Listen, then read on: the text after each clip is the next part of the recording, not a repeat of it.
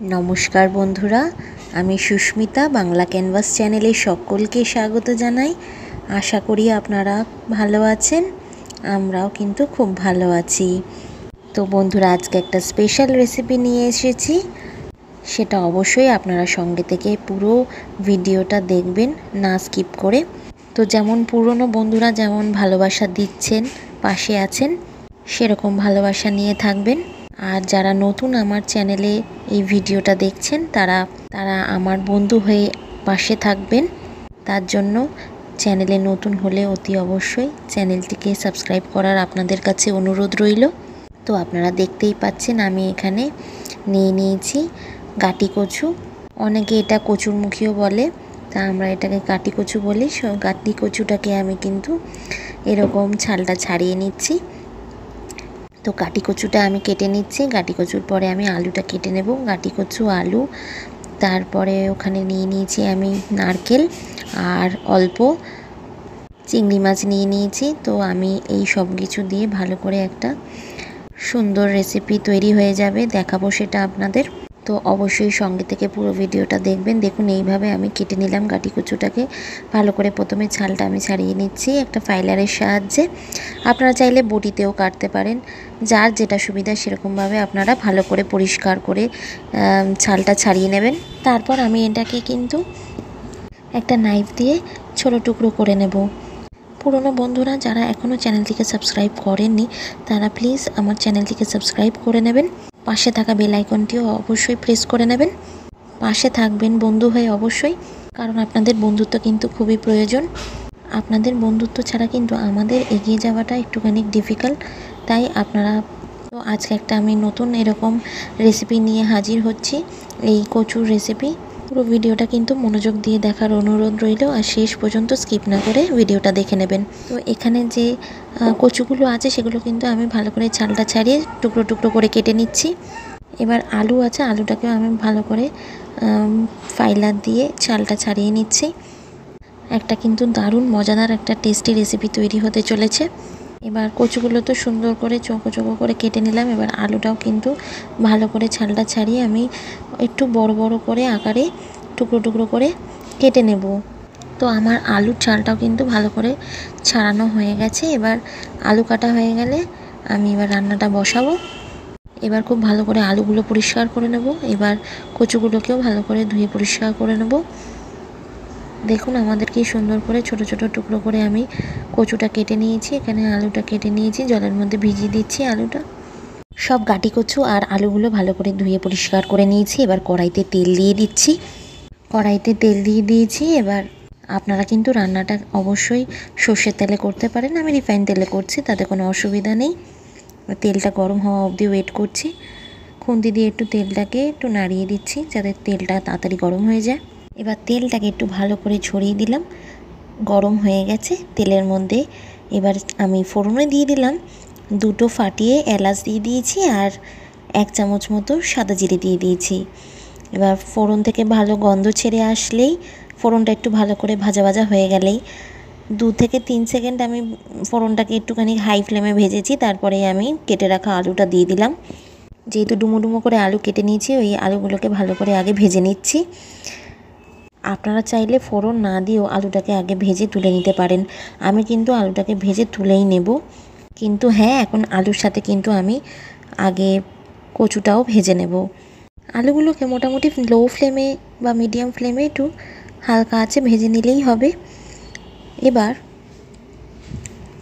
এবার এর মধ্যে আমি দিয়ে দেব ওই টুকরো করে কেটে রাখা কচুগুলোকে। এখন গাটি কচু কিন্তু বাজারে অনেকটাই পাওয়া যাচ্ছে, বেশ ভালোও লাগে খেতে। এরকম তরকারি করেও ভালো লাগে, অনেকে মাছের ঝোলেও দেয়, অনেকে শুকনো শুকনো করে কচুর তরকারিও করে রুটি দিয়ে খাওয়ার জন্য। এরকমভাবে কিন্তু আমাদের কচুটাকে আগে ভেজে নিতে হবে। কচুটা ভাজার কারণ হচ্ছে, আপনারা দেখেছেন হয়তো, কচুটা ভীষণ পিচ্ছিল হয়, অনেকটা হরহর হয়ে পড়ে। তাই আগে থেকে ভেজে নিলে হরহরে হয় না, অনেকটা টেনে যায়। যে জলটা বেরোয় কচু থেকে সেটা অনেকটা টেনে যায়। এই কারণে আমি আগে থেকে ভেজে নিচ্ছি, পিচ্ছিল ভাবটা কমে যাবে। ভালো করে কিন্তু আমি 7 থেকে 8 মিনিট আলু আর কচুটাকে ভেজে নিচ্ছি, মিডিয়াম ফ্লেমেই আছে। একদম লো ফ্লেমে করব না, আর একদম হাই ফ্লেমে করলে কিন্তু জ্বলে যাবে। কচু আর আলুটা ভাজা হচ্ছে, এদিকে কিন্তু আমি একটা পেস্ট তৈরি করে নিচ্ছি। আদা, পেঁয়াজ, 7-8 কোয়া রসুন আর একটু অল্প জল দিয়ে ভালো করে আমি এটা একটা পেস্ট তৈরি করে নিচ্ছি। এবার এর মধ্যে কিন্তু অ্যাড করে দিচ্ছি অল্প নারকেল। আমি ছুরির সাহায্যে অল্প টুকরো টুকরো করে নারকেল কেটে নিয়েছি, সেটা আমি পেস্ট করে নেব। অল্প জল দেব। এবার একটা মিশ্রণ তৈরি করে নিচ্ছি। এটা কিন্তু খুব একটা মিহি পেস্ট তৈরি হয়ে যাবে।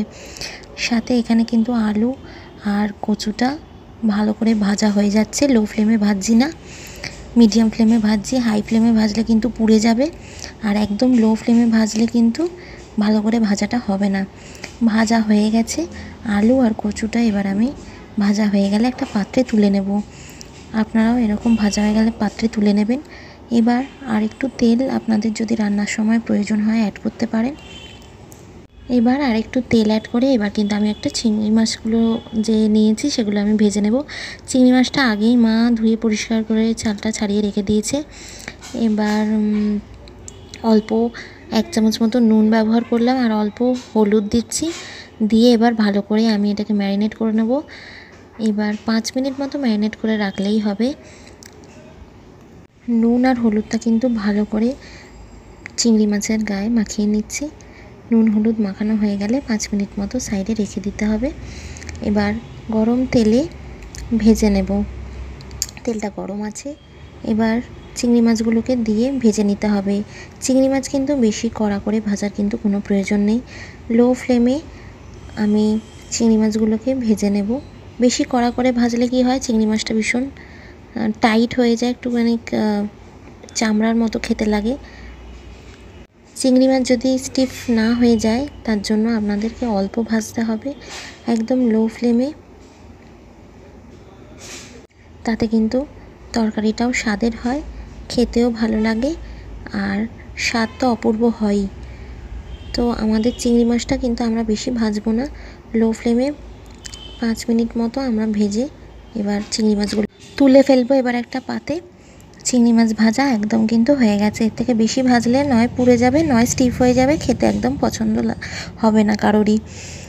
এবার একটা পাত্রে আমি চিংড়ি মাছগুলো পুরো তুলে নিচ্ছি তেলটা ছেঁকে। চিংড়ি মাছটা কিন্তু পুরোটা নাবানো হয়ে গেছে। এবার সেই তেলেই আমি এবার ওই যে পেস্টটা তৈরি করেছিলাম পেঁয়াজ, আদা, রসুন আর নারকেলের, সেটা আমি দিয়ে দিলাম। আপনারা চাইলে কিন্তু কোচানো পেঁয়াজও ব্যবহার করতে পারেন, কিন্তু যদি আপনারা পেঁয়াজটাকে ব্লেন্ড করে দেন, ভালো করে এরকম মিহি একটা মিশ্রণ তৈরি করে দেন, তাহলে কিন্তু স্বাদটা তরকারির আরও বেশি হবে। ভালো করে আমি 5 থেকে 7 মিনিট মশলাটাকে কষিয়ে নেব, যাতে মশলা থেকে অনেকটা তেল বেরিয়ে আসে, কারণ এমনিতেও এর মধ্যে নারকেল দেওয়া আছে, নারকেল থেকে অনেকটাই তেল বেরোবে। ভালো করে কষিয়ে নিচ্ছি লো ফ্লেমে। বেশ কিছুক্ষণ ধরে আমি এটা কষিয়ে নেব। এবার এক এক করে সব রেগুলারের মশলাগুলো আমি দিয়ে দেবো এর মধ্যে। অল্প হলুদ গুঁড়ো দিলাম 8 চামচ মতো। এবার এর মধ্যে দিয়ে দেবো অল্প 8 চামচ মতো ঝাল লঙ্কার গুঁড়ো। ঝালটা আপনারা আপনাদের স্বাদ অনুযায়ী দিয়ে নেবেন। মশলাগুলো দিয়েও কিন্তু খুব ভালো করে কষাতে হবে, যাতে আদা, পেঁয়াজ, রসুনের একটা কাঁচা গন্ধ থাকে সেটা যাতে চলে যায়। ভালো করে কষিয়ে নিতে হবে, কাঁচা ভাবটা চলে যাবে, তাহলে গন্ধটা থাকবে না। অল্প কাশ্মীরি লঙ্কা 1/2 চামচ মতো দিয়ে দিলাম, বেশি লাগবে না। আর এর মধ্যে আমি ধনে গুঁড়ো, জিরে গুঁড়োটাও অ্যাড করে দেবো। জিরে গুঁড়ো, ধনে গুঁড়ো এগুলোও কিন্তু সব 1/2 চামচ করে দিলে হবে, আর বেশি দেওয়ার প্রয়োজন নেই। অল্প অল্প করে সব গুঁড়ো মশলাগুলো অ্যাড করে দিয়েছি। এবার মশলাটাকে ভালো করে কষিয়ে নেওয়ার পালা। ঝালটা আপনাদের যেরকম প্রয়োজন সেরকম আপনারা দেবেন। আপনারা চাইলে কিন্তু চেরা কাঁচা লঙ্কাও দিতে পারেন। আমরা দিইনি, কারণ আমাদের ঝালটা অতটা প্রয়োজন হয় না, তাই জন্য আমার দেওয়ার প্রয়োজন পড়েনি। আপনারা কিন্তু চাইলে দিয়ে দিতে পারেন। এবার মশলাটা দিয়ে কিন্তু আমি ভালো করে কষিয়ে নিচ্ছি সব কিছুর সাথে। অল্প জল ব্যবহার করব, একটু কষিয়ে নিই কিছুক্ষণ লো ফ্লেমে। এবার কিন্তু ভালো করে মশলাটা কষিয়ে নিতে হবে। আপনারা চাইলে এর মধ্যে টমেটোও দিতে পারেন, টমেটো আপনাদের যদি থাকে তাহলে দিয়ে দেবেন। টমেটো আমার মনে হয় এর মধ্যে আর দেওয়ার প্রয়োজন পড়ছে না, তাই আমি আর টমেটো দিইনি। আর আমাদের বাড়িতেও এখন টমেটোটা নেই, তাই জন্য আর দেওয়া হয়নি। এবার আমি মিক্সি ধোয়া জলটা দিয়ে ভালো করে কষিয়ে নেব কিছুক্ষণ, 5 মিনিট মতো। যত ভালো করে মশলাটা কষাবেন তত কিন্তু তেল রিলিজ হবে, আর তেল রিলিজ হলেই কিন্তু মশলা ভালো করে রান্না হলে আপনাদের তরকারিটাও স্বাদ কিন্তু অনেকটা বেড়ে যাবে, অনেক গুণেই বেড়ে যাবে। তো বন্ধুরা, তোমরা কিন্তু আমার পাশে থেকো বন্ধু হয়ে, আর পুরো ভিডিওটা কিন্তু শেষ পর্যন্ত দেখো, তাহলে তোমরা বুঝতে পারবে আমি এই রান্নাটা কিভাবে করলাম। স্কিপ করে করে দেখলে বা পুরোটা না দেখলে, কিছুটা দেখে বন্ধ করে দিলে কিন্তু তোমরা বুঝতে পারবে না কিভাবে আমি রান্না করছি। এবার আমি কিন্তু ভেজে রাখা আলু আর কচুটা দিয়ে দিলাম। এবার ভেজে রাখা আলু আর গাটি কচুটা কিন্তু মশলার সাথে ভালো করে কষিয়ে নেব। বেশ কিছুক্ষণ কষিয়ে নিতে হবে, লো ফ্লেমে থাকলে, একদম হাই ফ্লেম করবে না। দেখবে বন্ধুরা, যত কিন্তু ভালো করে কষাবে যে কোনো তরকারি কিন্তু টেস্ট বেশিই হয়। তাই আমি ভালো করে কষিয়ে নিচ্ছি। এই রান্নাটা কিন্তু অসম্ভব সুন্দর হয় খেতে, একটা দারুণ মজাদার একটা টেস্টি রান্না আপনাদের সাথে শেয়ার করছি। বেশ কিছুক্ষণ হাতে সময় নিয়ে তরকারিটাকে আমি ভালো করে কষিয়ে নিচ্ছি। মিনিমাম 7 থেকে 8 মিনিট কিন্তু ভালো করে মশলাটার সাথে গাটি কচু আর আলুটা কষিয়ে নিতে হবে, লো ফ্লেমে রাখতে হবে। ভালো করে কিন্তু আমি কষিয়ে নিচ্ছি। দেখতেই পাচ্ছেন রঙটা কিন্তু বদলে গেছে, কনসিস্টেন্সিটা চেঞ্জ হয়ে যাচ্ছে, টেক্সচারটা বদলে যাচ্ছে। ভালো করে কষানো হয়ে গেছে। এবার এর মধ্যে কিন্তু আমাদের জল দিয়ে দিতে হবে। এবার আমি আরেকটু কষিয়ে নেব, কারণ আমার মনে হয়েছে আরেকটু কষানোর প্রয়োজন আছে। আর 2 থেকে 3 মিনিট আমি ভালো করে একটু কষিয়ে নিচ্ছি। যত ভালো করে কষাবেন তত কিন্তু আপনাদেরই তরকারি স্বাদ বাড়বে। কড়াইতে একটু লেগে যেতে পারে, তার জন্য ভয় পাওয়ার কিছু নেই। কড়াইতে লেগে গেলে কোনো কিছুই প্রবলেম হবে না আপনাদের। এবার একটুখানি মিক্সি ধোয়া জল আবারও একটু দিয়ে দিলাম। এবার জলটা দিয়ে কিন্তু আমি আরও কিছুক্ষণ নাড়াচাড়া করে নেব। এবার ভেজে রাখা চিংড়ি মাছটাও কিন্তু অ্যাড করে দেবো। আর কিন্তু এই রান্নায় কিছুই প্রয়োজন নেই, শুধু নুন, ঝাল, মিষ্টি, গরম মশলা, ঘি এইসব দেওয়ার প্রয়োজন আছে, এগুলো আমরা দেব। এবার চিংড়ি মাছটা দিয়ে আমি কিন্তু ভালো করে তরকারিটা একটু কষিয়ে নিচ্ছি। এবার ভালো করে কষানো হয়ে গেছে, জলও দেওয়া হয়ে গেছে। এবার আপনারা কতটা জল ব্যবহার করবেন, কতটা আপনাদের গ্রেভির ঝোল প্রয়োজন, সেটা আপনাদের উপর ডিপেন্ড করছে। এবার জলটা আপনারা সেই বুঝে রাখবেন এখানে। আর অবশ্যই একটু বেশি করে জল যদি দেওয়া যায় তাহলে কিন্তু কচু আলু একদম নরম হয়ে যাবে, ভিতর থেকে সিদ্ধ হয়ে যাবে, একটু শক্ত ভাব থাকবে না। কারণ আমরা তো শুধুই ভেজেছি, ভাজাতে অত নরম হয় না, সিদ্ধ হওয়ারও প্রয়োজন আছে। তাই জলটা আরেকটুখানি উষ্ণ গরম জল ব্যবহার করতে হবে। আমি কিন্তু প্রথম থেকে উষ্ণ গরম জল ব্যবহার করেছি। এবার আমি এখানে এই হাফ চামচ বা 1 চামচ মতো এখানে নুন দিয়ে দিলাম, নুনটা একটু কম লেগেছে আমার। এবার আমি এর মধ্যে কিন্তু উষ্ণ গরম জল ব্যবহার করব। অল্প, একদম অল্প সামান্য উষ্ণ গরম জল দিয়ে দিলাম। আর এবার আলু আর কচুটা সিদ্ধ হোক, আমি 5 থেকে 7 মিনিট ঢাকা দিয়ে রান্না করছি। এবার দেখুন এটা কিন্তু ফুটে এসছে, 5 থেকে 7 মিনিট বাদে ভালো নরম হয়ে যাচ্ছে আলু আর কচুটা। এবার এর মধ্যে কিন্তু আমাকে দিয়ে দিতে হবে অল্প চিনি।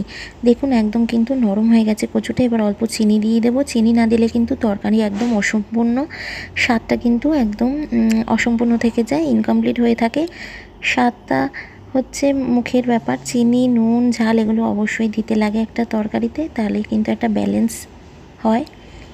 নিরামিষ তরকারি হোক বা আমিষ, চিনিটা কিন্তু একটা ব্যালেন্স তৈরি করে, মিষ্টত্ব ভাব আনে তরকারির মধ্যে। এটা কিন্তু আপনারা রুটি, লুচি, পরোটা, ভাত, ফ্রাইড রাইস সব কিছুর সাথে খেতে পারবেন এই তরকারিটা। এবার আমি এর মধ্যে দিয়ে দেবো অল্প গরম মশলা গুঁড়ো।